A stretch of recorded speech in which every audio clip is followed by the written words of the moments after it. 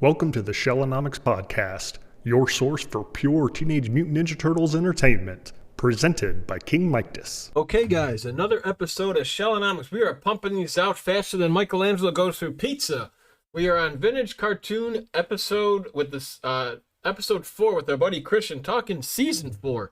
So Christian and I had a hell of a grind last time. We went for about how many episodes was it, Christian? 40 plus, right? I think.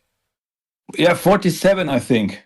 Wow, 47 episodes. I think we're going to do the same thing here again for you guys, breaking down every episode of season 4. So, what are some early thoughts with the season for you, Christian? For me, I think this is when CBS, I believe, had them and they started becoming on Saturdays. I know the theme song changes midway through. I know the music changes a bit. The violence really gets watered down compared to seasons 1, 2, and 3. It's more just throwing the weapons and throwing hot dogs and random weapons and using a lot of water hoses. So what are your early thoughts with season 4 before we break into it a little deeper here? Yeah, as you said, it's really starting to get more goofy.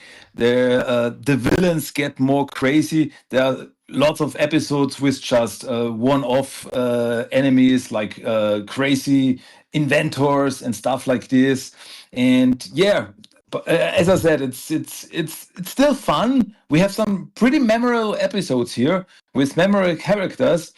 But yeah, it's getting more on the goofy, cartoony side, less violent, less action, more funny. Yeah. Yeah, it's almost like when you had, because I think maybe because they're starting to become more mainstream and there's more cry of a, hey, don't water down on the violence and all this blah, blah, blah. Even though I really don't think the show is violent. They were chopping off heads of robots. I mean, there was really no blood. It wasn't like Dragon Ball Z anime or a deep anime. So, Yeah. but no, you're right. We're going to break into some really legendary episodes in this season. It's still a good watch. But like I say, it just gets a little more zanier and zanier. Starting with our first episode here. I'm just going to throw a quick little nudge here with Plan 6 from Outer Space. Before you break down the episode, I just wanted to point out the funny spot. For those who enjoy classic songs, there's a song they make fun of. Instead of I heard it through the grapevine, we hear I heard it through the potato vine. I just wanted to make sure I pointed that wackiness out. So, Christian, walk us through this one here. Yeah, Plan 6 from Outer Space is, just the title here. Once again, a pun on an old movie, Plan 9 from Outer Space. And yeah, Shredder and Krang, as we know in the last episode, they got stuck in Dimension X, but they want to go back. So they send Bebop and Rocksteady to Earth to steal Channel 6, the Channel 6 building, because they need the communication devices in there. And for this, they use a holographic device to transform Bebop and Rocksteady into their human form. So we see their human forms again. And it's pretty crazy. There's also a robot in there that looks like Splinter that attacks the turtles. And it gets really funny because Bebop and Rocksteady, they get hired by Bern Thompson to work at Channel 6. And yeah, it's totally crazy. Of course, in the end, the bad guys lose. Bebop and Rocksteady get sent back to Dimension X and Channel 6 is safe. But now the turtles know the evil guys are back and causing trouble again. Yeah. And they are the laughingstock now. Now Shredder and Krang are really, I mean, in a few episodes possibly, but now they're almost just seen as a laughingstock because the way that it works in here is the Technodrome's all busted, the windows break, they have no power, stuff's getting destroyed left and right, and the Turtles win a trip from Vacations R Us. Now, Christian and I are going to count these episodes for some reason fall into season 7, and they should be released in season 4 just to continue with the storyline as the Turtles go on to Europe. So according to a couple guides, how about Tower of Power is the first one we're going to go to? The Turtles are in Europe and they head to Paris. Yeah, as you just said, these are like the European episodes. There are 13 episodes. They're like a side season, which aired in the US during season 7. But in Europe, they aired before that, so they are more in continuity. But yeah, the Turtles win a trip to Europe. They go to Paris, and Shredder also goes there, which is a thing I never understood. The Turtles, they go to Europe. So why doesn't Shredder just stay in New York and try to take over New York while the Turtles are away? No, he also goes to Paris because he wants to tangle with the turtles. Yeah, I know there wouldn't be a story there if he didn't do this, but still, anyway, Shredder and Krang, they want to use the Eiffel Tower as a giant magnet to pull the Technodrome back to Earth, and the turtles have to stop this. It's, yeah, the usual stuff by now, but just in Paris. Yes, pretty much just, same zany stuff. And great point there, too, in regards to, there's your chance to take over Channel 6. Usagi Yojimbo and Casey Jones and Zach might be around, but that's it. Turtles are gone. And instead, it's like, nah, I'm just going to go toy with these guys. So we could probably not blaze through these in case some people do enjoy some of these episodes, but there's really not much to talk about, but we will break them all down. I believe next we have Russ Never Sleeps, and they're still in Paris. Yeah, in this episode, they're still in Paris, and Shredder wants to got a new weapon, a rust laser gun, which rusts everything. And the turtles have to stop him. Not much else there, actually. Most of the episode is about that Shredder wants to power up this rust weapon. And in the end, he attacks the Eiffel Tower, but then he gets shot himself by a rust weapon, and his whole metal armor rusts and he can't move anymore. And yeah, that's pretty much the end of it. There's not that much behind it, actually. Yeah, there's not really too much in any of these episodes, to be honest with you, unless you're from that part of the town or there's something that stands out to you. Next, like maybe you're from Italy and you appreciate this one. If you do like this episode coming up, go ahead and check us out at Shellonomics and TMNTDERTALK to let us know how you guys like these episodes. And the next one, I believe, is A Real Snow Job. Oh, I'm sorry, we're going to Australia now, according to Wikipedia here. Did you just say Australia? Because it's Austria. Oh yes. And and for this reason alone, this is a favorite episode of mine forever because I am from Austria. Well, there we go. Correct. See? Hey, they visit my country. Hey, that's awesome. The turtles go to Austria for some skiing, and April and Irma are also there. And Krang and Shredder, they want to melt the glacier there, and the turtles have to stop him. That's pretty much it. But in the end, there's a little twist there because April and Irma, they have this ski instructor called Rudy, and in the end, it turns out that he is actually a robot sent by Shredder, which was pretty much a big twist, I gotta say. But yeah, the turtles, they don't have no trouble with him. They stop him, and they stop Shredder and Krang in the end. But yeah, the story is not that great, but it's just because the turtles are in Austria, my home country. Hey, it's special for me. Yeah, that's what I'm saying. Exactly. You got Austria, Paris. Next, the turtles are heading to Italy, and there's one I'll actually bring up too that I enjoy a little bit here too. Also, I don't think James Avery voiced Shredder in all these episodes. I think Jim Cummings was in there once or twice, right, in some of these? Yeah, you might be right. At least it was not James Avery in this European episode. Yeah. I guess so that Shredder did take a vacation. Maybe he was still, raising heck in New York. So here we go. Next is Venice on the Half Shell. Yeah, and as the title might suggest, the turtles go to Venice.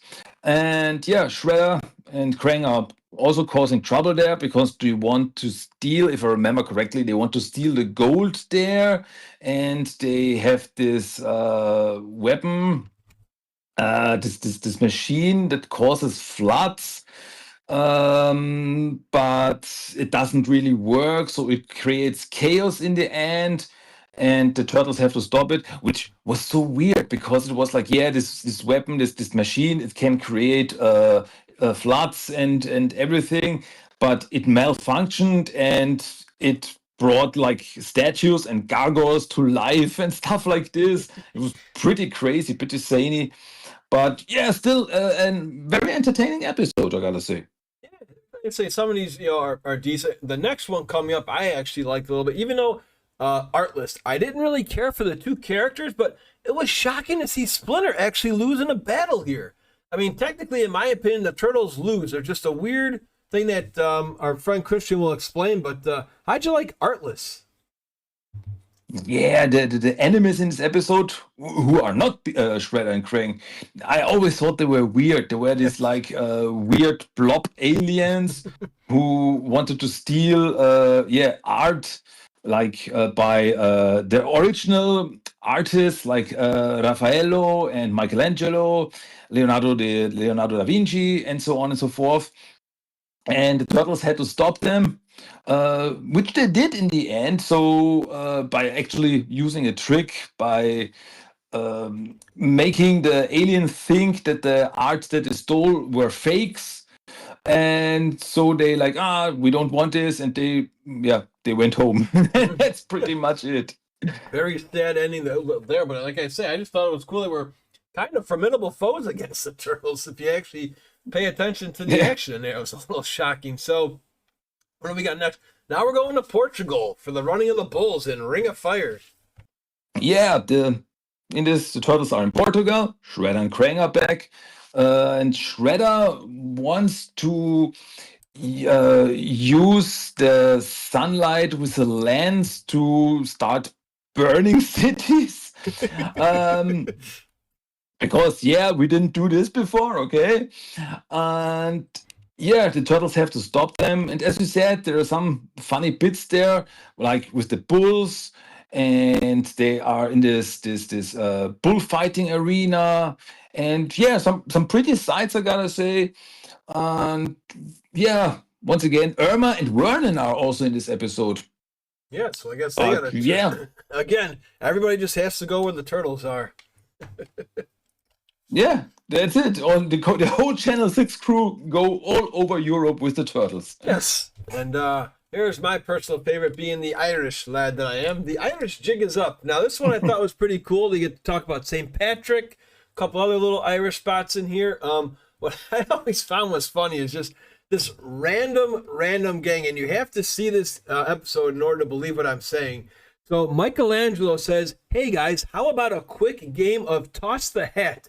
Now, Christian, have you ever heard of Toss the Hat before in your life, before seeing this episode? No, that was the first, like, I always thought, okay, is this some kind of US sports that I don't know? Right, they're all just sitting out like, they're not going to play this, are they? And sure enough, they have animation where they're throwing this hat around. Why not just throw a baseball or a football around? I have no idea, because they just had hats on. So, okay, let's do this. They were so hyped for it too, and they all joined them. I thought, this is usually where they make fun of Michelangelo, but no, it's like, okay, I guess Turtles are fans of throwing your baseball cap around. Okay, but anything else you liked about this episode? I thought the idea was pretty cool behind it, with this machine that Krang uses to turn little cuddly creatures into monsters and monsters into cuddly creatures, where also people and Rockstar were hit by this machine and they got turned into these little chibi versions of themselves. I always thought they were adorable. Yeah, I think Bebop and Rocksteady were little babies too, right? And then you had Giant Michelangelo. Yeah. Oh gosh, yeah, this is where they just got zanier and zanier. Where do we go from after the Irish jig is up? I believe we go to the name of the episode sounds pretty cool. Shredder's New Sword. Yeah, the turtles go to London there, and the sword that they are talking about in the title is actually Excalibur. So Shredder gets his hands on Excalibur, and the turtles meet Merlin, and Arthur, King Arthur is also there, and they have a fight with Shredder, like a knight style. Actually, I always thought that this was a cool episode. I liked it with all these mystical beings. I mean, Merlin was pretty funny, and I thought it was just cool. All the sightings in London, stuff like this.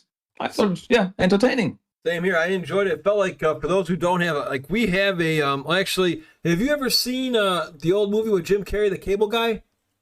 I don't know if you're Yeah, remember- it's been a bit. It's been a while. yeah, Yeah. but it's just like it feels like that medieval time spot, right? I mean, obviously Jim Carrey and his friend are out there fighting, but yeah, that's actually what we have out. We have one of those locations out here in Illinois, medieval time. So I thought this Oh, episode was cool. pretty cool as well, with the little competition with the turtles going against Bebop and Rocksteady and whatnot, and Merlin and King Arthur. I thought it was a great episode. Yeah, it's probably the best one. Well, I know, like I say, our personal favorites for the Austrian and the Irish episodes, but I'd say this one's probably the best of the whole European series for sure.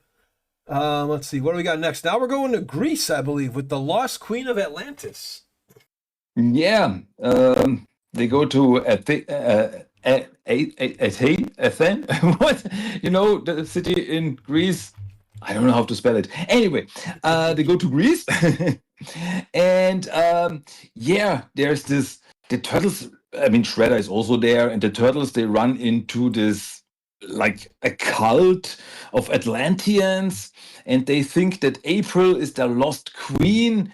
And in the end, they raise Atlantis back up, but there's this giant squid, if I remember correctly, and the turtles fight it back, and in the end, the whole Atlantis sinks down into the ocean again, which is actually pretty weird because later in the series we also see Atlantis, but it's completely different. So are there two places under the sea called Atlantis? I don't know.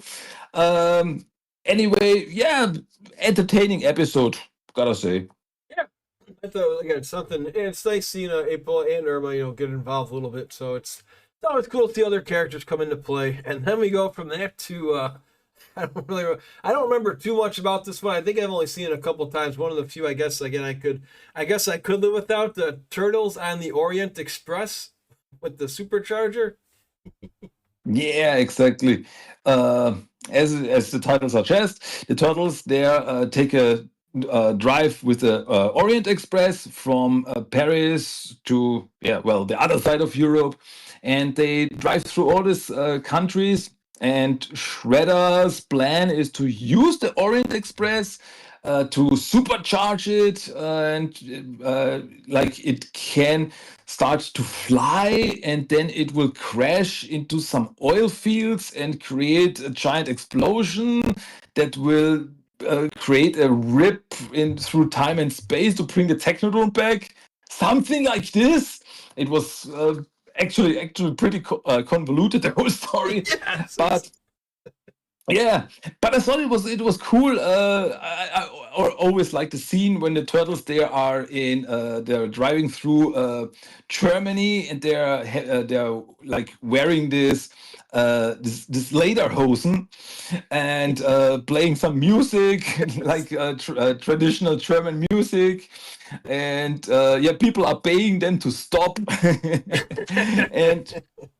Yeah, it actually, it's a weird episode, but it has some funny bits. Yeah, like as long as you go in with, I guess that's probably what you could probably encourage your listeners and viewers to. As long as you go in with fun expectations and not expecting a lot of violence, these episodes can be a lot of fun. Just like you say, I guess the scenery alone actually is pretty cool when you think about when they're doing this whole tour. They try to pay respects to Europe and all these other awesome countries. So now April gets in Dutch. What is this one about? This is, the turtles, they are in Holland, and there is this diamond there. I really try to remember all this. This episode is like, what was this episode about? Yeah. There's this diamond, and Shredder wants it, but there are also some diamond thieves. They also want it. So there's like this three-way chase: turtles chasing Shredder, Shredder chasing the diamond thieves to get their hands on the diamond to use for a laser to once again rip through time and space to bring the Technodrome back to Earth. And through this whole story, as I remember, April, people think that April stole the diamond, so the police chase after her. The turtles have to save her. It's crazy. It's a crazy episode. Yeah, some of these do get off the wall. They really do go off the charts and off the wall a little bit. So, making progress. We're almost done with our European trip, though. Now we go to Northern Lights Out. Yeah, this is one of this episode. The turtles are in Norway here, and there is no Shredder, no Krang. The bad guy here is a wannabe Viking called Eric Red Eye, if I The remember Vikings, that's correct. correctly. The Vikings, that's right. The Vikings, that's right. Yeah, yeah. Uh, who thinks or says that he is like a descendant of Thor Yes. himself, and he wants to take over the world again, and he's got all, and we also hear about and see some of this like mystical creatures, but they are all mechanized weapons. Like there's this sea snake that's actually like a, yeah, like a robot, and they also use stuff like flying horses, which are also mechanical. um I also thought it was pretty, this episode was actually pretty cool. um I mean, the bad guy was completely nuts, but I always thought that he was really entertaining. Yeah, no, I thought so too. It was a, and to me, it like we said, it's nice not seeing Shredder and Krang as much in some of these seasons too, because they're, to me, they're really not as taken serious as much as they were in the previous seasons. So it's always nice to see a new, like you say, there were a lot of spin-off characters in this that we'll get into later as well. What do we got next? Then we have the final one here, Elementary, my dear turtle. This one actually was kind of cool. Yep, I gotta admit, the turtles go back to London and through some time travel even meet Sherlock Holmes and Watson.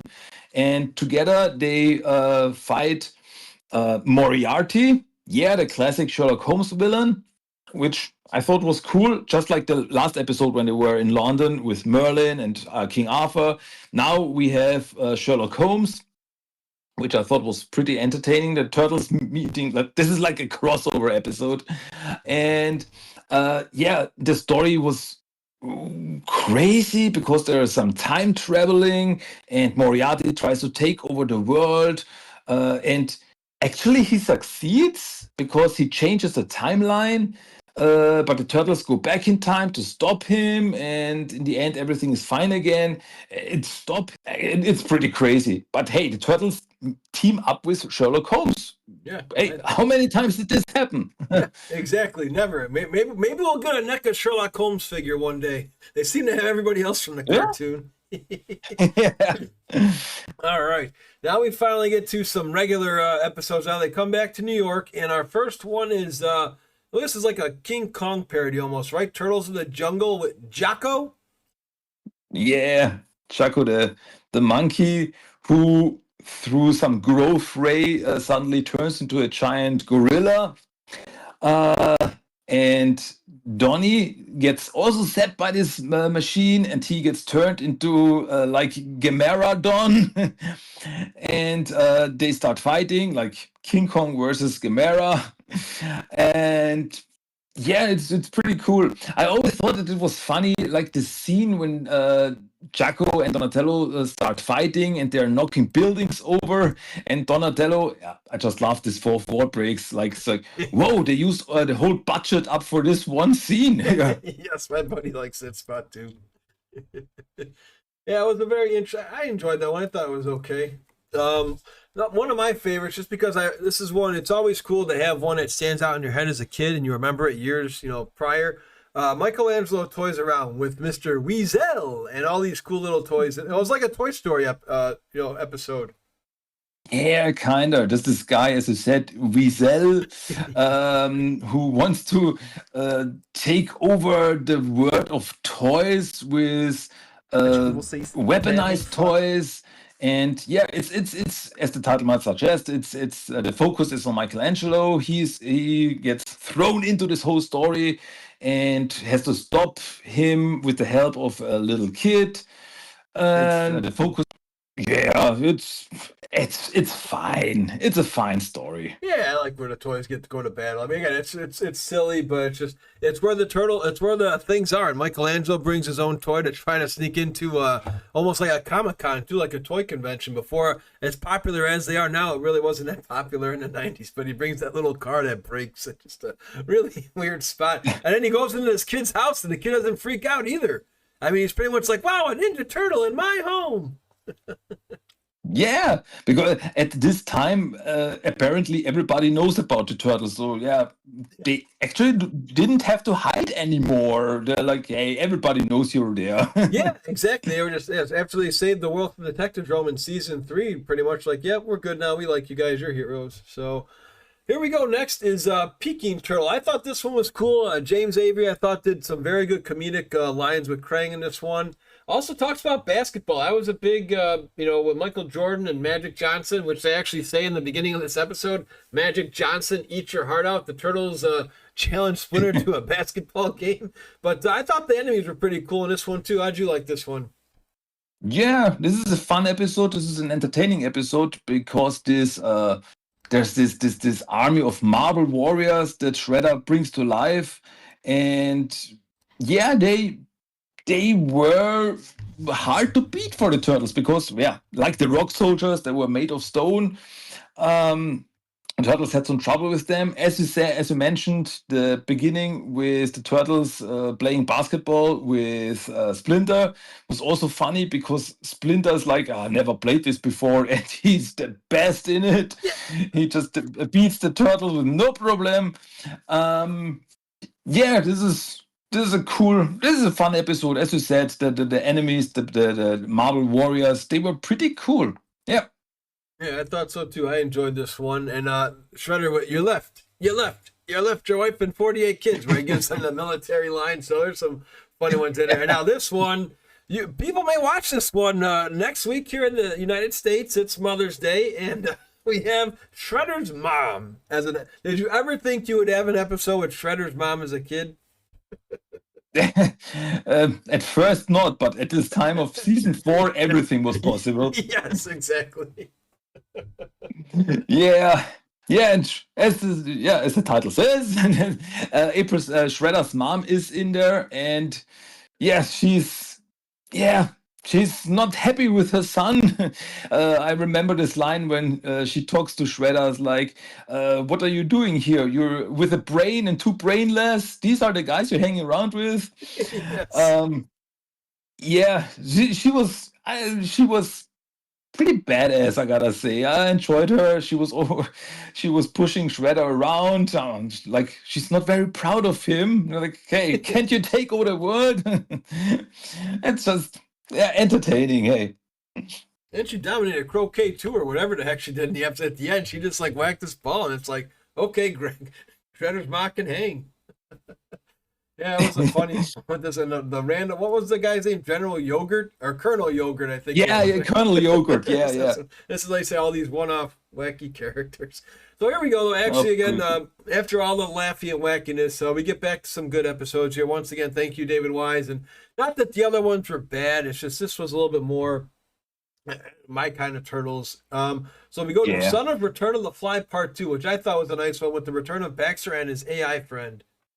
Yeah, this was actually the first episode with a new intro. The new, not the new theme song, but a new animated intro. Yeah, as I said, Baxter is back with his computer friend Zed, and once again he wants to get revenge on the Turtles. And for this half of the episode, he's just trying to kidnap April, but he's not successful at it because he can't find her at first.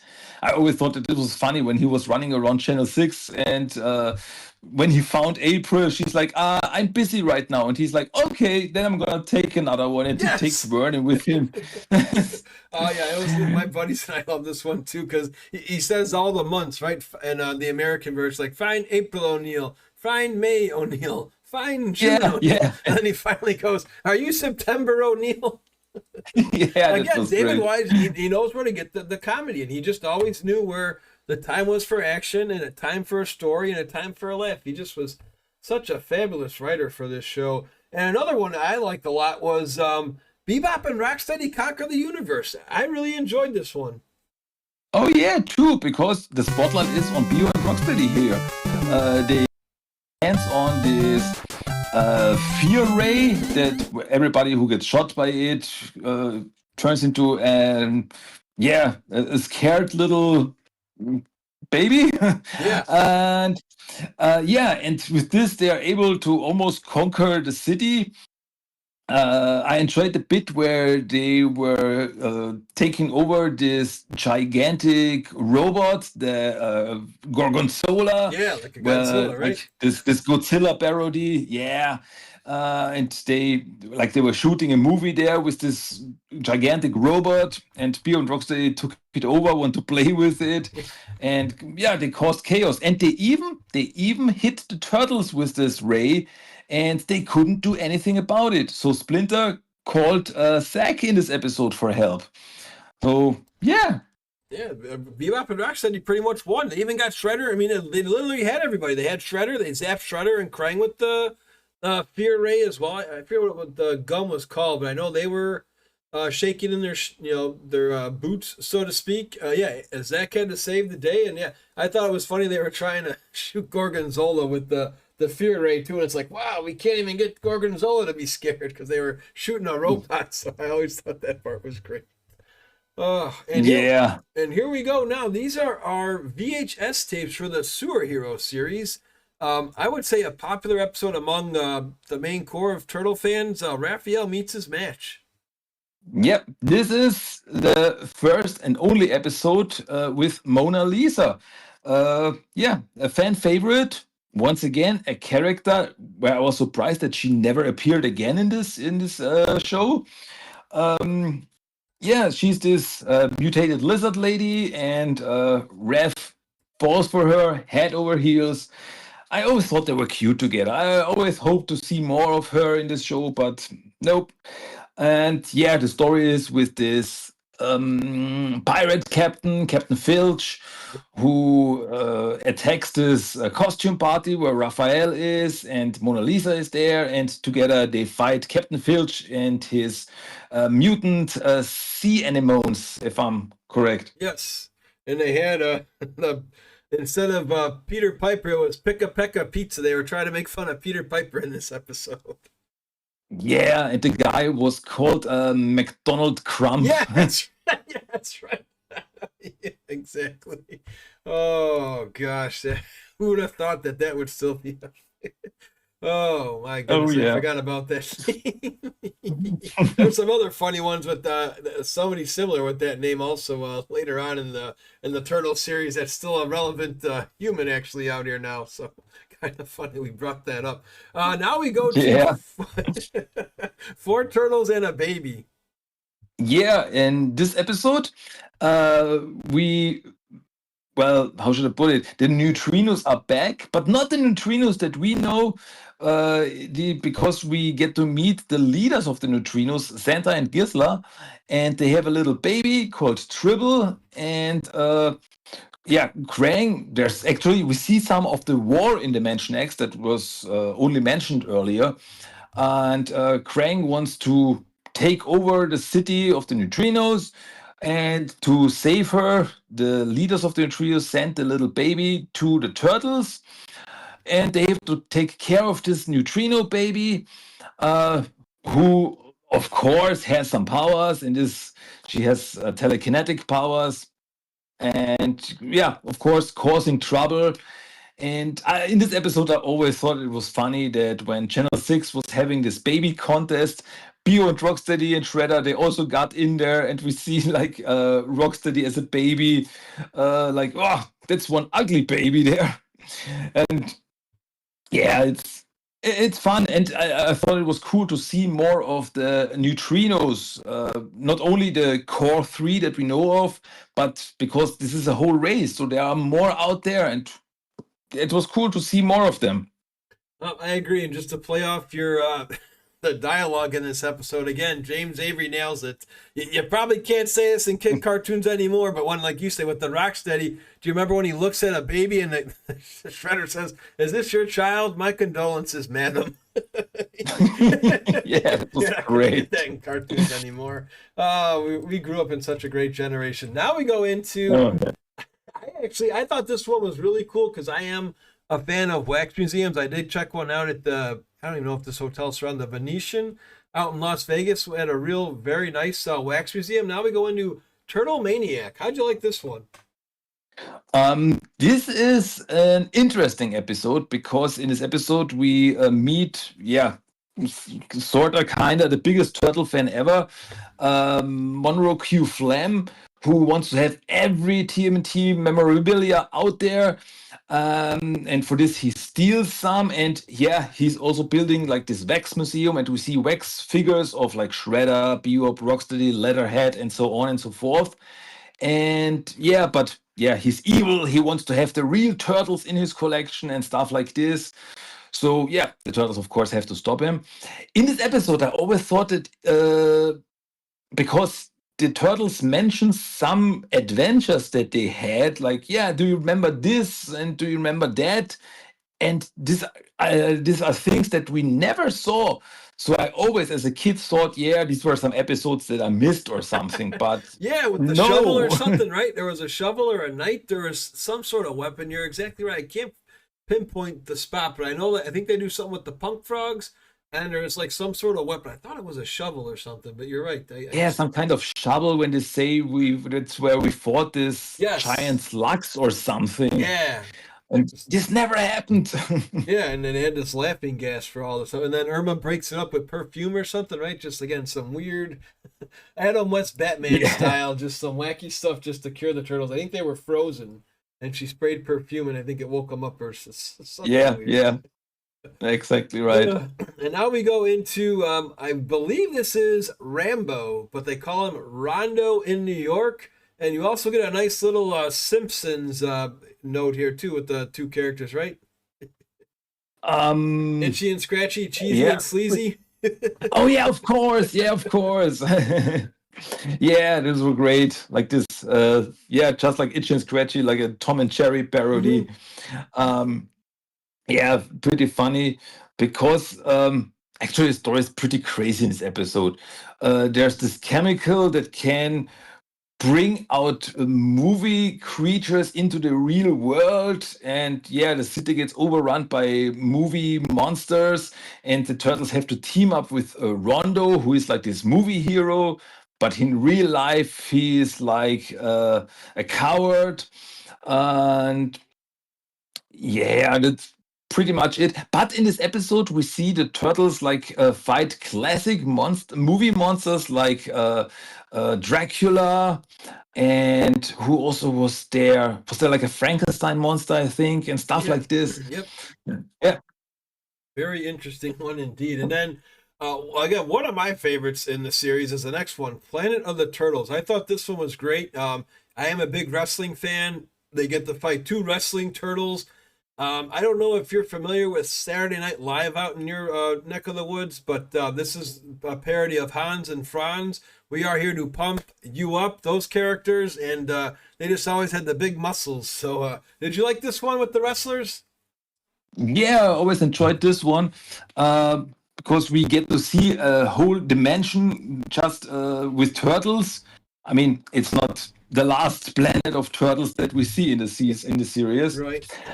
And as you said, there are these two wrestler turtles, and the turtles have to fight them. They even like fight them in a ring, so like some wrestling action, pretty enjoyable.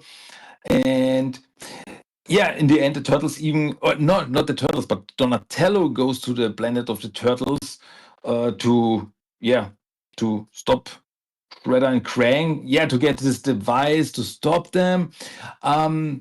One thing I always thought was weird that the two what were they called the wrestlers? What they called Hans and Franz? Hans and Franz are yes, correct. Hans and Franz are the real characters, and these guys were called Hans and Franz. Yep. Give me my shell back.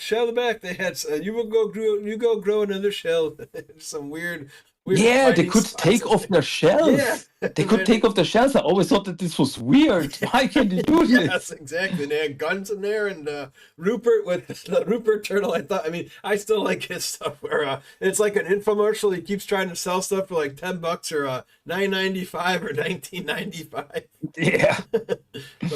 So again, like you say, if you enjoy comedy, there's some good ones that can still deliver. This one though, I think this guy is one of the more hated sub characters. I forget his name. That tune. It was like Irma's kind of like boyfriend guy, the piano man who had all these Yeah, goofy songs. yeah, He's like Howie. yes, Yeah, hi. Howie. He's one of the more disliked characters of the franchise here. How about I don't mind him, but I could do without him if that makes sense. Yeah, he always started singing this episode. So it's like, yeah, Yeah, Great what Balls is of this? Is this Fire a and Disney movie? yeah, we're just yeah, Yeah, the very annoying melody in this episode too. It's like a playoff of the Heroes in a Half oh Shell to a yeah. degree, and Mm. Yeah, that was playing over and over and over again in this episode with like this device that Krang wanted to use to destroy a bit of New York City. But there was this keyboard that stopped this device. And yeah, Howie, who was sorta, kinda the boyfriend of Irma, got his hands on it. And so Shredder, Bio and Rocksteady were after him. The Turtles have to save him. Um, yeah, I mean, this episode has some cool action, I gotta say. When the turtles were fighting Shredder at this apartment building, there had some pretty cool animated action. Um, yeah, it's a fine episode, and we get to see Howie again later. yeah, we'll go a little out of order and bring him right back so we can get him out of here. It's Menace Okay. Maestro, please. Yeah, but actually, according to Wikipedia, I don't think it's maybe I guess they maybe the Wikipedia people know better than us, but it does say Irma's boyfriend Howie. I guess she did have a relationship with him. And did you like this one at Yeah. all with Phantom of the Opera type stuff? Yeah, Menace Maestro, please. As you say, it's this episode is like a Phantom of the Opera style story. Also, not the only Phantom story that we get in the series. Um, but yeah, Howie's there, and they are like trying to rebuild this opera building, but there's a phantom there who turns out to be actually an alien. But Shredder's also there because the organ in the opera building like emits some kind of weird energy that Shredder wants to use. So once again, crazy stuff. The turtles have to find the Phantom. Shredder is the Phantom, but there's also a real Phantom who is also an alien. It's crazy. But yeah, this is the last episode with Howie. I don't know what happened with him. So I guess Irma and Howie broke up, sadly, but guess that's it. Yeah, I guess that was a short relationship. So, but that's the end of Howie, and yeah, I could deal without him. It's like I say, there's a lot. I mean, this series had tons and tons of characters. He just didn't really.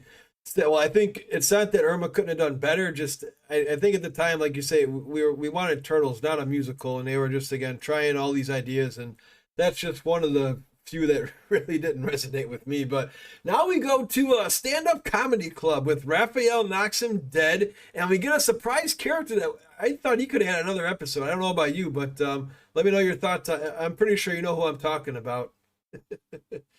Yeah, I guess because in this episode we meet Barney Stockman, the Yes. brother of Baxter Stockman, who looks exactly like him. And yeah, it drives him crazy that everybody thinks that he is Baxter. Um, yeah, but the whole story is about like this gangster boss, Pinky McFingers, Yes. who appeared in a few other episodes, and he has this laughing machine that can like how should I put it? Amplify every joke, so everybody thinks that everything is funny. And Raphael tries to get into stand-up comedy in this episode. So okay, I mean we get some pretty funny jokes there with Raph. And yeah, as you said, the introduction of Barney Stockman. I mean, it's the only episode with Barney, but yeah, it's a fun little episode. Yeah, I thought Barney could have been. I mean, I think it would have been great if they had Barney meet Baxter and they teamed up. That would have been, I think, something they could have done in at least a season 6 or 7. Don't you? Yeah, absolutely. Because in this whole series, they never met each other. Like they never had another meetup. As you said, it would have been pretty interesting. Fly Baxter and Barney doing something together as brothers. That Yeah, would have been entertaining. exactly. So we will bring this up. We don't want to talk politics here. I'm sure you know where I'm going with this episode. But with Slash, we do get a parody of a character who is actually still relevant in 2025. I'll be the one to bring him up so you don't take heat. But there is a character named Donald J. Lofty who is named after you know who. If you don't know, I'm sure you'll know by us just saying that. But yeah, what were your takes on this episode? This is David Wise's work, again, a masterpiece. And we get the debut of Slash, who was one of the hardest characters to fight in all the Turtle video games. Oh, absolutely. Fighting him on hard mode in Turtles in Time was a nightmare. Yeah. Um, yeah, but even though Slash in this version was very different, I gotta say, because he was not the smartest mutant turtle.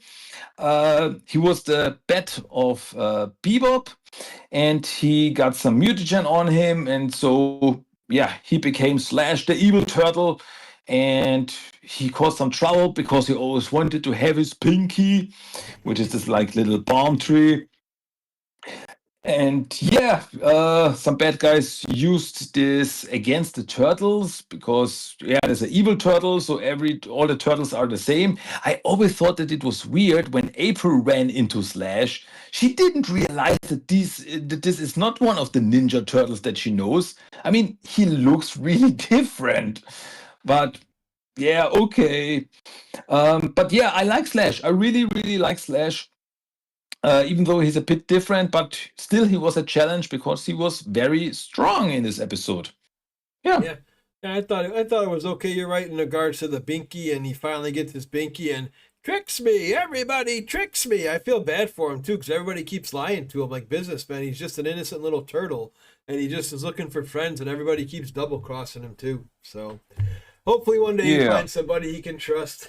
But now we're back to the Sewer Hero VHS tapes. I had this one growing up. The episode, I like the story, but it gets a little weird, and Leonardo lightens up. Yeah, the idea behind this is that Leonardo gets shot with Ray, that because he's always so, I'm the leader, we have to train and things like this. He gets shot by this Ray, and it turns into a chill dude. So it's like, training, nobody needs this. Let's go surfing. But of course, then a bad guy appears and tries to yeah, it like rob some banks. Turtles have to stop him, but they need Leonardo's help. But Leonardo is like, nah, don't have time for this. I'm skating. And I always thought it was the funniest thing that in the end, who stopped Leonardo, who brought Leonardo back through a skating contest? Not Michelangelo. You would have thought Michelangelo. But it was Splinter. Splinter suddenly can skate. And like, okay. He could skate. He could play basketball. I mean, did he do this stuff in Japan that we didn't know about? Was he like the party dude? I mean, like, is there like a episode that we missed somewhere where he was a skateboarder out in Japan or on some old some wheels and I don't know played basketball and like a travel team? I mean, he could do it all. Yeah, he's a master of all. Yeah, pretty much. This is I don't recall if this is a top 10 episode for me, but I just bought this accessory pack from NECA. The episode we're talking about is Back to the Egg with the Little Turtles. I remember watching this on Saturday morning. It's one of my earliest memories of Saturday morning, and I thought this one was fantastic from a kid's point of view. How did you like Back to the Egg? Oh, when Leonardo and Michelangelo were turned into little kid turtles, I always thought they were adorable. And yeah, we also meet some new bad guys there. There because Shredder Krang is not happy with Shredder. Again, we also had this before. So he hires a new guy who tracks the turtles. Well, he's like this interdimensional circus guy what was it called? Krillic, I Krillux, I think was think. his Yeah, name. Krillix or Krillox or so. Yeah, Grillox maybe, like with a G. It's the guy he whips, right? You're talking about. He always has that whip on him. The Yeah, big. that's Yeah. it, that Okay. one. Yeah. Yeah, Yeah. Okay. and yeah, they have this youth potion, and with this, Leonardo and Michelangelo get turned into little kids. Uh, but yes, even though they are little kids, they can't be stopped. The good guys win in the end, of course. Yeah. Yeah. They have to be. I would think this is probably one of your favorites from season 4, as it is mine. The next one, once again, our buddy David Wise. I don't know. I don't think I've had one episode where I've been really disappointed in his work. We're Rats from Channel 6. I thought this one was just awesome from start to finish. Yeah, it's great. Red King is back, and he found some mutagen which became unstable, and he uses it on Irma and Vernon and turns them into red mutants. But the mutagen was unstable, so they always, throughout this whole episode, they get turned back into humans, back to mutants. Um, yeah, and just yeah, chaos in the end.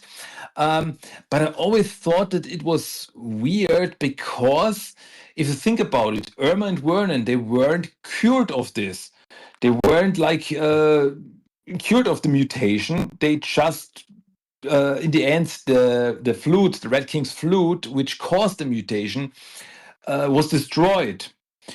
But yeah, I don't know. What if the Red King builds himself or buys himself another flute, and then Vernon and Irma can turn back into reds? Yeah, I don't because know. he was eating all that cheese at the end. I always have I guess not chills as you get older, but just that showdown between Rat King and Split. I'm like, here we go once again, baby. I was like, I've been waiting for this spot. I was like, I love that scene. Mhm. All right, then we go into I guess this is probably a parody of the Rick Moranis Honey I Shrunk the Kids. We've had Incredible Shrinking Turtles already, but now we have Funny They Shrunk Michelangelo with a weird one-off character. I think that character is voiced by Cam Clark with these little like battleship toys and kids toys he plays in a bathtub. How did you like this one? Oh, that's a weird one. Yeah, another shrinking episode. In this episode, Michelangelo gets shrunk down, and yeah, the bad guy is like this little person who wants to be like a captain, and he couldn't because he was too small. And so he started to shrink down all these boats and use them as toys. And yeah, Vernon and April were also shrunk down. And the greatest problems that Michelangelo and friends had in this episode were with the bad cat who wanted to eat them. And yeah, it's a weird episode. The enemy is strange. Yeah, it's a grown man playing with toys in his bathtub.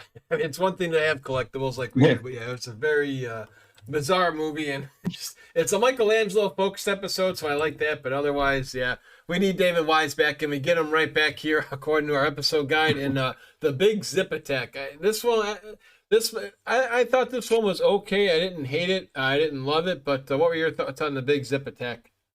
Yeah, the Sip in this episode is like this alien creature that eats metal, and when it eats, how was it again? When it eats a special metal, what was it? Copper, I think. Yeah. Yeah, it like split into two, and yeah, this caused like the whole city being overrun by these creatures who eat metal, which yeah was a big problem. And then they started to eating chocolate, which causes creatures to morph together into a giant monster. Yeah, it's crazy. Um, Actually, yeah, I always enjoyed this episode because I just like the Zip. I think it's a cute little creature design. Um, yeah, but that's about it, I gotta say. Yeah, exactly. It's one of them. Not his best work. It's not his worst work. It's just there. Like I say, if somebody has it on, I wouldn't turn it off. But yeah, it's it's just there. It's kind of the way I feel about it. Now we go into, this is not the main episode on the Sewer Hero Donatello's VHS tape, but I actually enjoyed Donatello's Makes Time because I thought Donatello was going to be a goner in this one. How'd you like this one? Yeah, this was this is a Donatello focused episode where Donatello invents a time stopper device, and I have no idea how the thing works because it can stop time, but just the part that gets hit by its ray, by its light. So like when someone jumps into the air and it gets shot by this ray, then the person is standing in the air, like the time is frozen around the person. How does this work? I have no idea. But then this bad guy, this evil scientist appears and steals it, and Donatello wants to get it back. And I always thought that it was pretty cool. The animation in this episode was pretty good, like with Donatello and later the other turtles using these jet skis in the sewers. I always thought it was pretty, with the music, it was pretty cool, I gotta say. Yeah, there's And some bone chilling spots where Donatello's hung upside down, and he's like, "Come in, come in! No, don't come in, don't come in!" and as you said, you almost got it in this episode. You almost actually died because They had would me have fell as a into the kid. sweat. They had me. I was like, "Wow!" I mean, he's not going to, but they did. They got me for a few minutes where I was like, "Wait a second, are they actually going to have Donatello get hurt here?" And I enjoy. Yeah, if you guys can find, I mean, this one should be on YouTube somewhere. But I did have this VHS tape growing up, and I like this episode a lot. Now we go into Farewell Lotus Blossom. Yeah, another David Wise episode, and this is the second and last episode with Lotus Blossom. The turtles meet Lotus again, and she's actually haunted by some dreams of someone calling her, and Shredder is actually using that against her to trick her. It actually, if you think about it, it reminds me of the Usagi Come Home episode when Shredder tricks Usagi into fighting the turtles.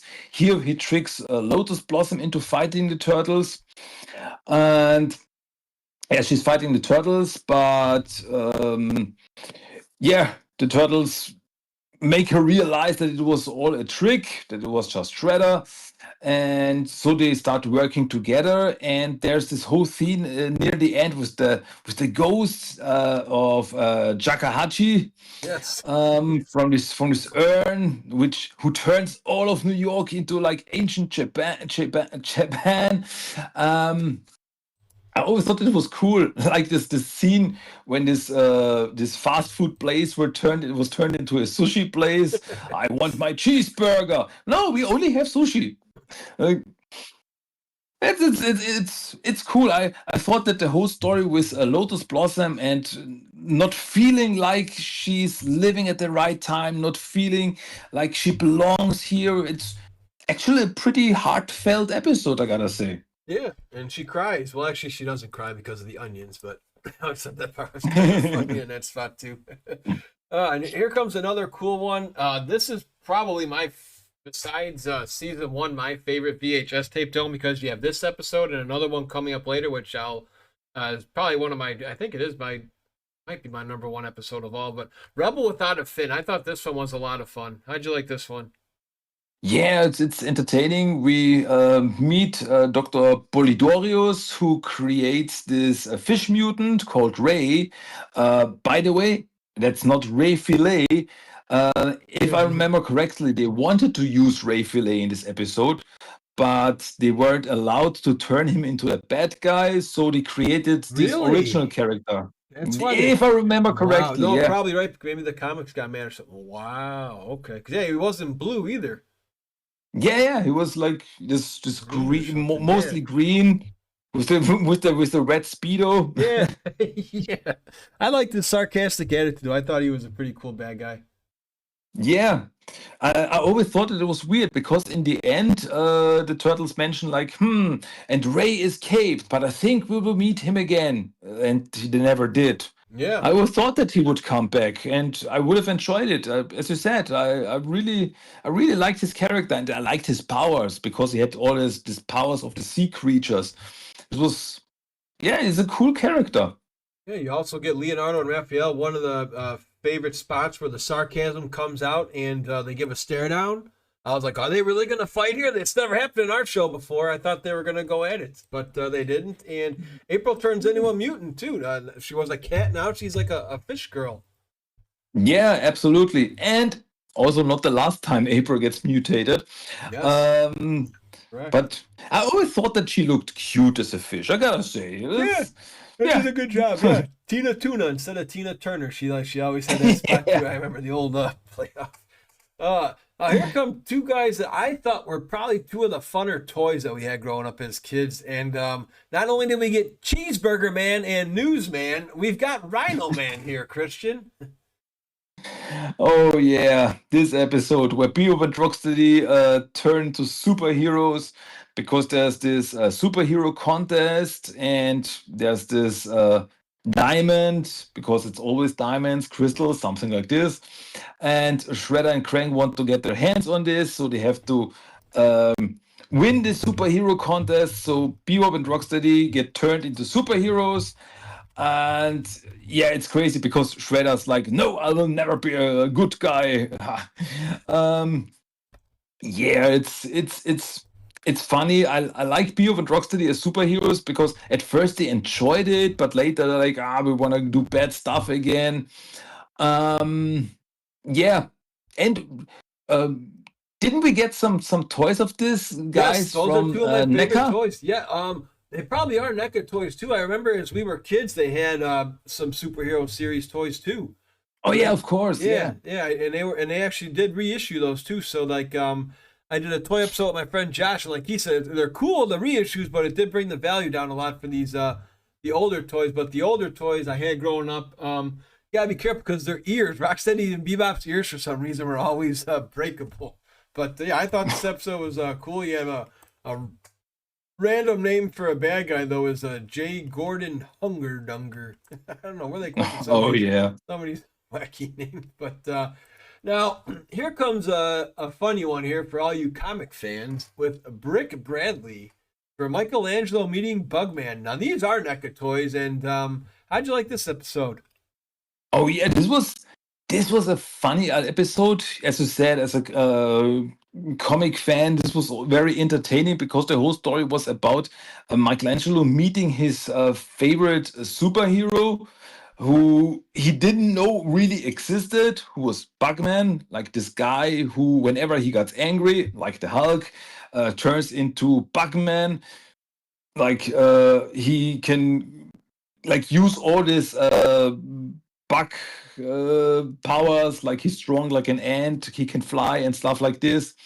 And yeah, I always thought that it was weird, like, hey, how could it be that there are comics of him, but he can really exist?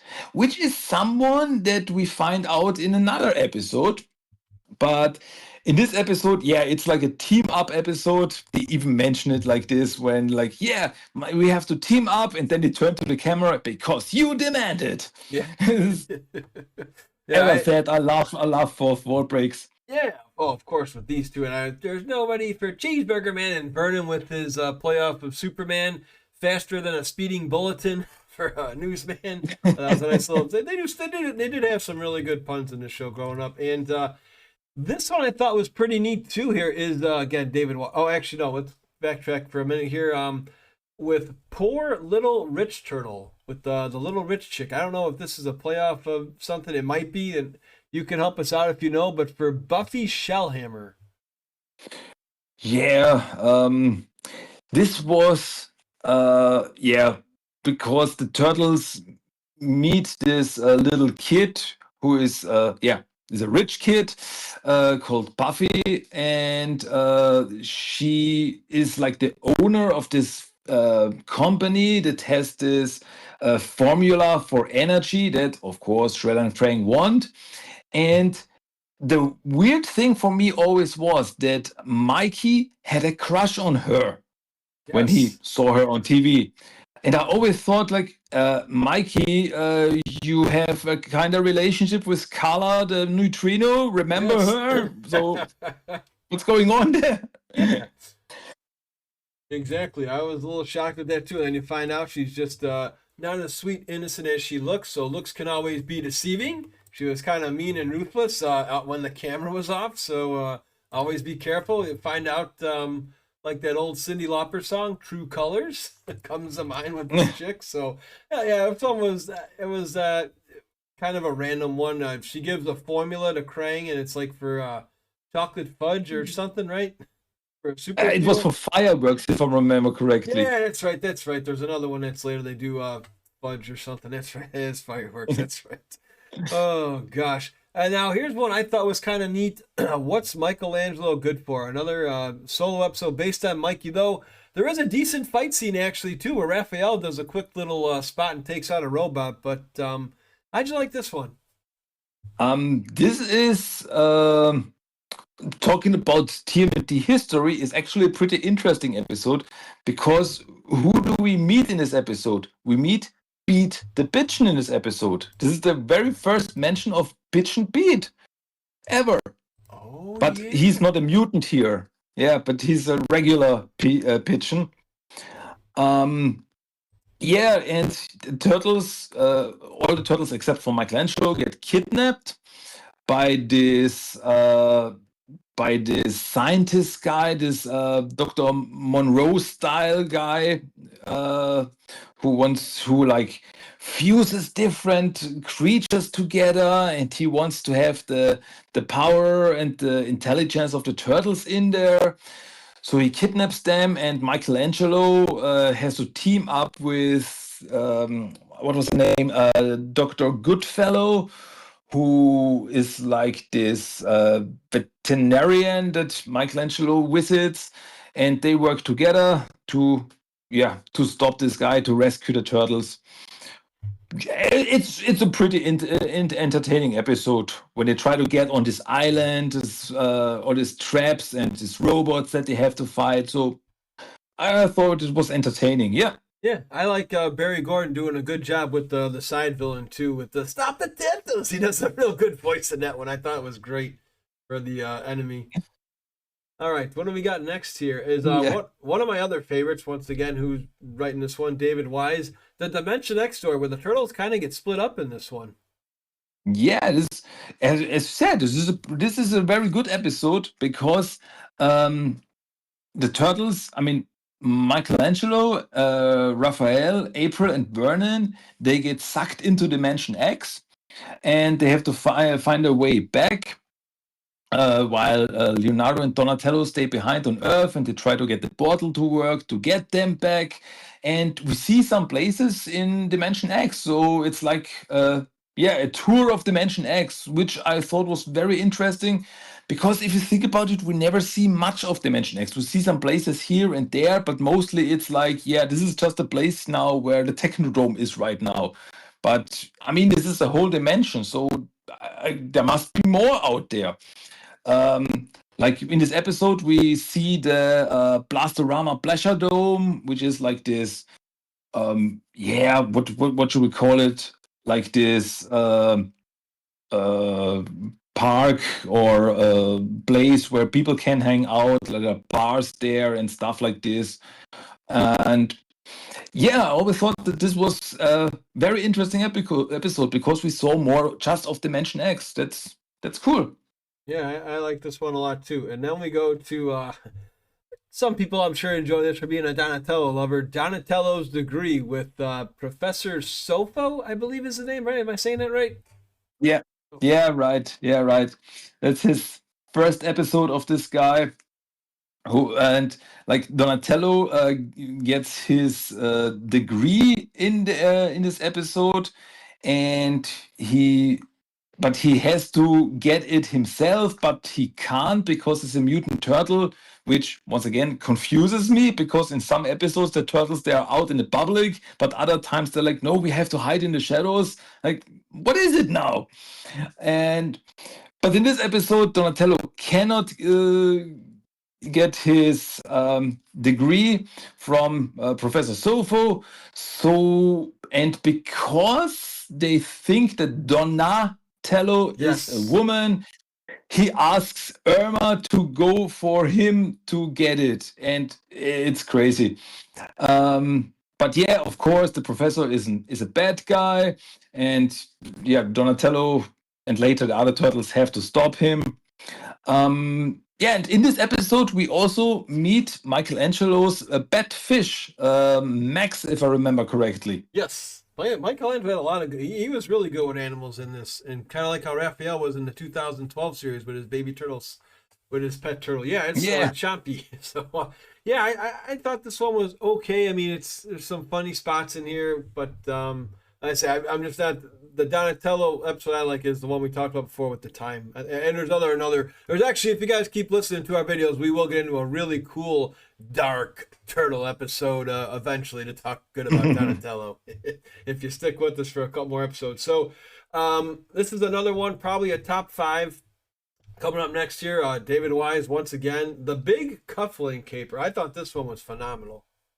this is a great episode. If my notes are correct, this was also a primetime special when it aired first Oh in yeah, the US. I believe so. Yes, you are correct.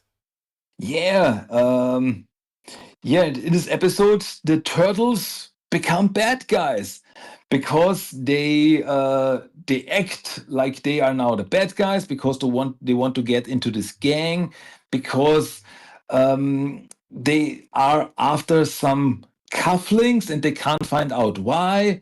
So the turtles become gangsters, and of course, in the end, Shredder is behind it, and the ending is always great. I think the ending of this episode is always great because there are two cufflinks. One of them is explosive. That's the one that Shredder wants, and the other one is normal. And during the fight, Shredder gets his hands on one of the cufflinks and he's like, haha, I have the right one. And Crane's like, what are you, an idiot? The turtles would never give you the right one. And he's like, you're right. And throws him away and it explodes. He got the right one. And then he calls the turtles, how could you give me the right one? Turtles like, what does he want? Yeah. It's just when you're a crazy psychopath. That's pretty much what happens there. There's and for some reason, every time they win, everything explodes anyways. So, oh gosh, Of yeah, I thought course. this one was great. They make fun of if anybody's a fan of old TV shows. Leave It to Beaver was a popular TV show, and they had the Beaver Cleaver. And for putting him on ice for the gangster terms, they literally put him on ice at the hockey rink. Again, they knew how to make us kids be satisfied, and just a nice play on words. Again, a great episode. And speaking of greats, this character actually got made it into Shredder's Revenge: Leonardo versus Tempestra. Yeah, this is I think this is actually a fan favorite episode because it's like this is always mentioned by people. Yes. Like people always like Tempestra, this video game character that came to life, and yeah, as the title mentions, it's a Leonardo focused episode. Leonardo gets obsessed with this video game, and through a freak accident, he brings the bad, the bad woman from the video game, Tempestra, to life, and she causes chaos in the city, and like creates monsters, creates storms. She's very powerful, but in the end, Leonardo is able to defeat her again until she comes back again later. Yeah, but Tempestra, I always thought that she was a very interesting character, and I would have liked to see more of her. Yeah, I agree. I enjoy this one as my favorite of the sewer hero episodes. Besides the Mona Lisa episode, this is right up there. Great story, especially most of us kids. We grew up playing video games. We loved going to the arcade, and we all. I think the reason we like this one too, Christian, is because it's very relatable. You know, you're playing that game, whether it's Mario Brothers or Legend of Zelda or Grand Theft Auto. Like, I just gotta beat this freaking boss, and then you finally overcome it. So it's very relatable for kids. So, coming up is my favorite episode of the season and one of the best episodes of the series. Splinter Vanishes. How did you like this one? Yeah, I totally agree with you. This is a fantastic episode because in this episode, Splinter leaves the turtles and they split up. This is so unusual. They each go their own ways. They get normal jobs. Like Michelangelo is a TV cook, Donatello is working in a repair shop, and things like this. And here we see the return of none other than Red King and Leatherhead. This time they're working together. And yeah, they are creating these robot creatures, like these robotic alligators and robotic rats, to, yeah, in the end, attack the turtles. And as it turns out, that Splinter, this whole thing was just a trick to lure the bad guys out. And so the turtles finally realized that they need each other. And yeah, when they work together again, they can defeat the bad guys. This is this is a great episode. I always enjoyed the part where Raphael is like this party clown appearing at kids' parties and singing horrible songs. Rob Paulson is fantastic. Yeah, It's so good. The leather, I mean, again, it's for what it's worth. They really couldn't get violent anymore for some reason with the outcry of parents. But the showdown between Leatherhead and Leonardo, I always get chills. They got good music playing that. Leatherhead's chucking dumbbells at Leonardo. He's dodging them. He's dodging shots. All the turtles pretty much get captured. Leonardo dies, apparently, because he yells, and Leatherhead thinks he's finally finished him off. Rat King had some crazy robots. It gets a little goofy at the end. This would have actually been a great if I'm pretty sure you'd agree with me on this, Christian. How cool this would have been if they could have dug a little bit deeper and made this a mini series, like a 2-part episode, instead of having that quick finish. I think they could have made this 2 episodes. yeah, I think you're right. They could have drawn it out a bit longer with the whole thing with the turtles splitting up, each one living their own life. I think there's more behind it. It could have been a 2-part, and it would have been just fine. Yeah, I agree that just for some reason they just didn't believe in miniseries anymore. Here comes I guess for those who are listening, if you're a cab driver or if you've been in cabs back in the '90s, just comment down our YouTube video when we post this because I've never been in a cab before, so I don't know what it's like, but I know they're pretty much making fun of cab drivers here. How'd you like Raphael Drives Them Wild? This is a weird episode. Yeah. Because in this episode, like we had in last season, we had an episode where Splinter and Shredder switched bodies. We have another body switch episode here where Raphael switches his body with a cab driver. And it's so strange because then we see Raphael driving a cab and a normal guy hanging out with the other turtles, and each one is not realizing that they look completely different. It's such a crazy episode. Yeah, I don't know what else to say about this. Yeah, it's kind of the same. Yeah, we're getting into a couple zanier ones before we wrap up season 4. Now we go to No Gadget No. We have an Inspector Gadget parody of an old man. This one's just a superhero for a day. Again, it's fun to watch for a laugher if you like Inspector Gadget. Anything you want to say about this one? Oh yeah, superhero for a day. The episode with Gadget Man. I always thought that the story was actually not bad because there's this retired superhero who thinks that the turtles are not that great. He was always better as a superhero, stuff like this. And Shredder uses this causing problems for the turtles together with Gadget Man,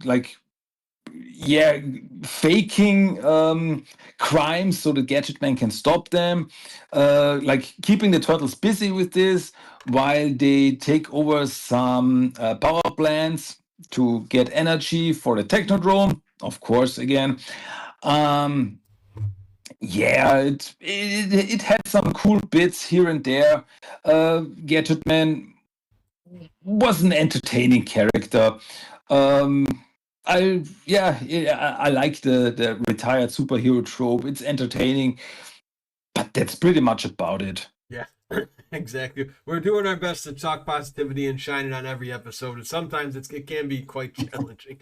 Another one that was maybe, again, if you're a big fan of Donatello, you'd like this one. And it was a VHS tape too, I believe, though. Beyond the Donatello Nebula. Yeah, in this episode, Donatello runs into another alien, this time an alien lizard called Algae. And together they have some zany adventures with this guy who wants to take over all the news stations in the city, but Channel 6 doesn't want to work for him, so he takes them over by force, and somehow he gets his hand on the spaceship from Algae because he wants to go to space to take over news stations in space. It's crazy.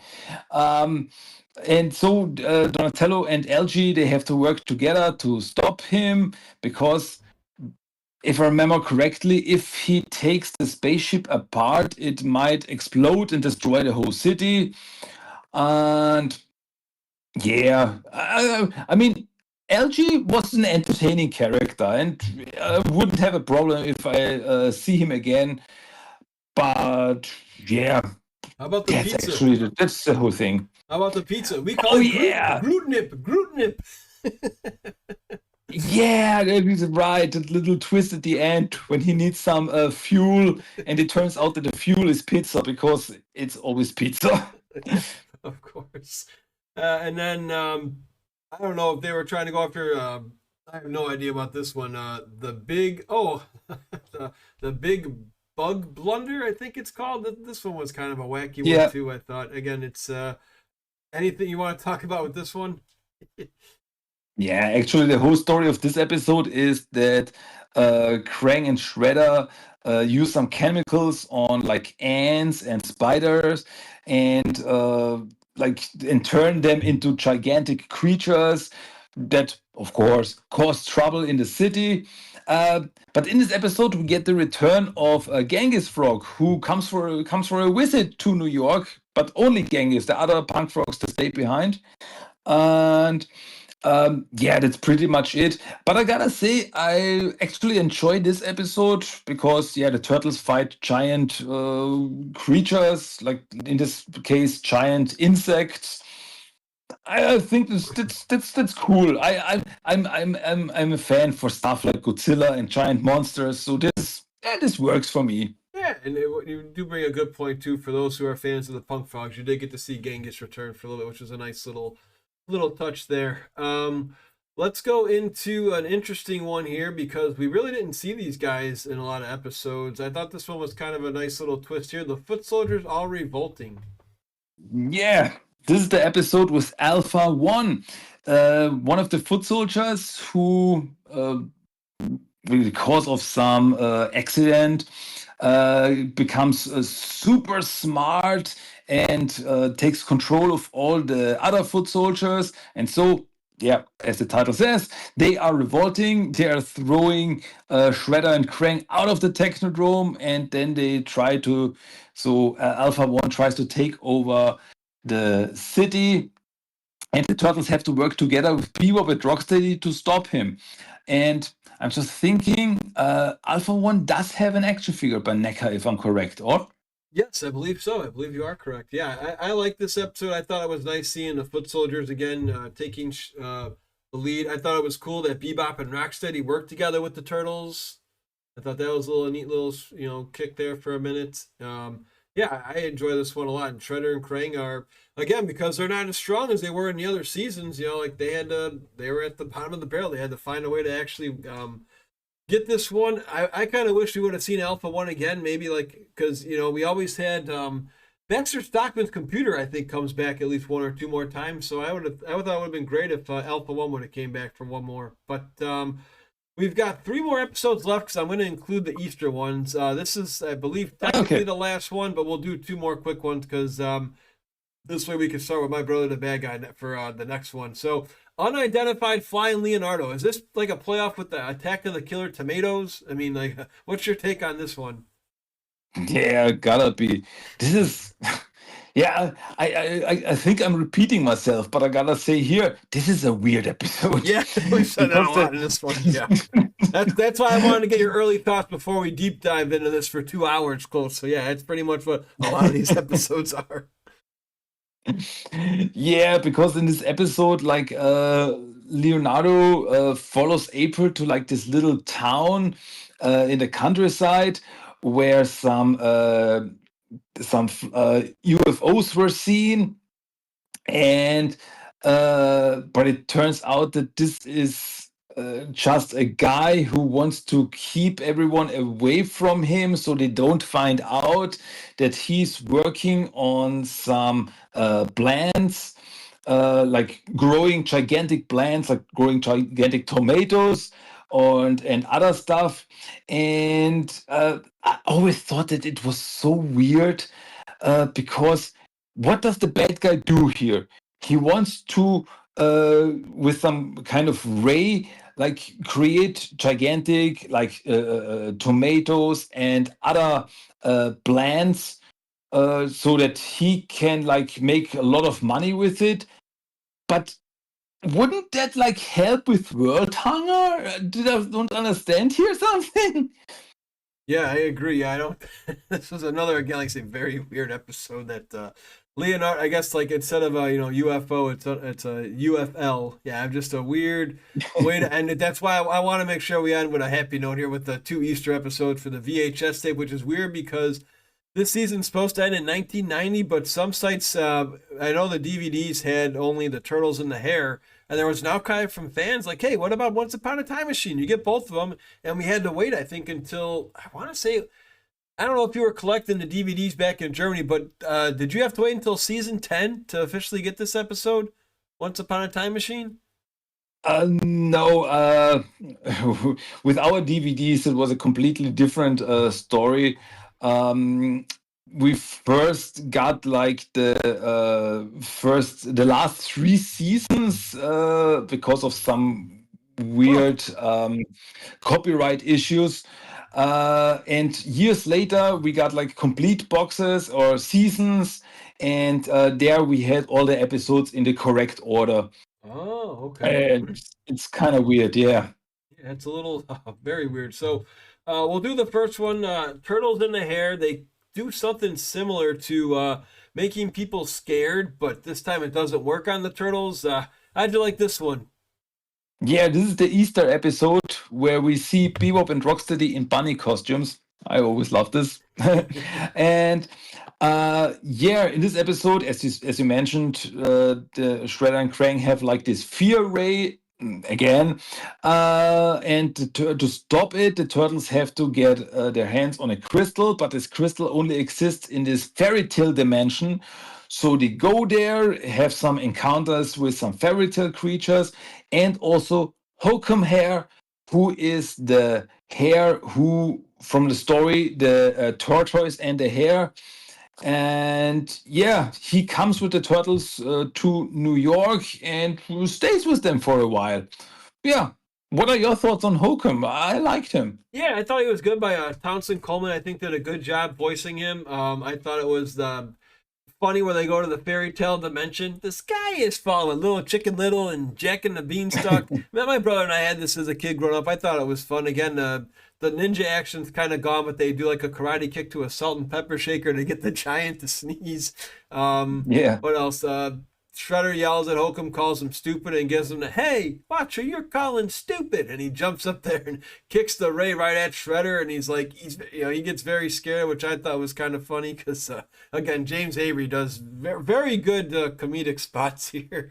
So I thought that was pretty nice. And finally, one of my favorite, I would say this one probably still gets me to laugh the most if we're going on just based on pure comedy. because I'm starting to get up there in age now, and the dad pod's not showing a lot, but it's starting, like if you keep eating pizza like Michelangelo does, the turtles visit their future selves. And craziness here, Christian, we are only 11 years away from this episode here. This is where they go forward in time. This is Once Upon a Time Machine, and they go to 2036. Yeah, it's crazy. I'm looking forward to having flying cars in 11 years. That's gonna be cool. Yes. Yeah, as I said, the turtles go to the future, and yeah, thanks to the turtles, crime doesn't exist anymore. But the turtles really have let themselves go. Like as I said, Michelangelo got really fat, and Donatello is like almost blind, and so on and so forth. But the young turtles and the old turtles, they have to work together to stop Shredder in this future, and yeah, it works out in the end. And yeah, Hokum Hair is also still there. It's like this two-part episode. And unlike Usagi, Usagi Yojimbo, Hokum Hair in the end gets sent back to his dimension. So yeah, this like it all comes full circle. It's a very cool episode. Yeah, I enjoyed it. Yeah, I laugh. I still laugh at. I mean, I think all the voice actors themselves had to have a blast with this one, just being really dim-witted and goofy. Like one of the ones my buddies and I laugh at all the time with the Cam Clark Leonardo. I forgot where we're going. Where they're driving the car. Turtle Powder. We'll show them what Turtle Powder can do. I always like that spot. He walks out with a lampshade on his head. Wait for me. A turtle never forgets. You're thinking of an elephant, and just where the ninja is truly almost dead in these episodes until it comes back in like season 7 in the Red Sky episodes. I mean, remember how they take out Shredder? They have a garden hose. They disarm his sword. The old turtles take him out with just tripping him, and he runs into Michelangelo's belly, and he falls like he flies back into a wall and gets concussed. I mean, it's when you look at it from a comedic purpose, it's instead of having hayas and karate chops, we're just getting taken out by big bellies in the last episode.